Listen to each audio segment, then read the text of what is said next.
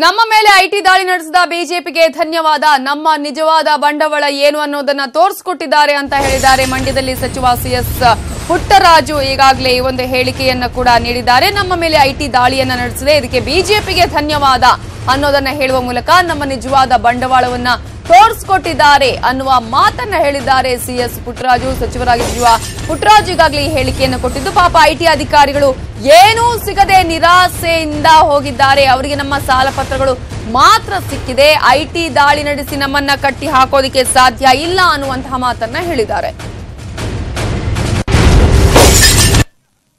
ಒಬ್ಬ ಮಂತ್ರಿಯ ಕುಟುಂಬದ ಸದಸ್ಯರು ಇಷ್ಟು ಚೆನ್ನಾಗಿ ಅಕೌಂಟ್ ಮೇಂಟೈನ್ ಮಾಡಿದ್ದೀರಿ, ಅದ್ರ ಜೊತೆಗೆ ಮನೆ ಒಡವೆಗಳನ್ನು ತಗೋ ಅಡ ಇಟ್ಕೊಂಡಿದ್ದೀರಲ್ಲ ಅನ್ನೋಷ್ಟು ಮಟ್ಟಿಗೆ ನಮ್ಮನ್ನು ಬೆನ್ತಟ್ಟು ಹೋಗಿದ್ದಾರೆ. ಈ ನಿಜ ಚಿತ್ರಣವನ್ನು ತೋರಿಸ್ಕೊಟ್ಟಂಥ ನನ್ನ ರಾಜ್ಯದ BJP ನಾಯಕರಿಗೆ, ವಿಶೇಷವಾಗಿ BJPಯ ರಾಷ್ಟ್ರೀಯ ಅಧ್ಯಕ್ಷ ಆದಂಥ ಶಾ ಅವರಿಗೆ ನಾನು ನನ್ನ ಪಕ್ಷದ ಪರವಾಗಿ ಹೃತ್ಪೂರ್ವಕವಾದಂಥ ಕೃತಜ್ಞತೆಗಳನ್ನು ಸಲ್ಲಿಸ್ತಾ ಇದ್ದೇನೆ. ಇದರಿಂದ ಏನಾದರೂ ನಮ್ಮನ್ನು ಹಿಡಿದು ಕಟ್ಟಾಕ್ಬೋದು ಅಂತಕ್ಕಂಥದ್ದನ್ನು ಭಾವಿಸಿದರೆ ಅವರ ಭ್ರಮೆ ಅಷ್ಟೇ ಅಂತಕ್ಕಂಥ ಮಾತನ್ನು ಹೇಳಲಿಕ್ಕೆ ಬಯಸ್ತಾ ಇದ್ದೇನೆ.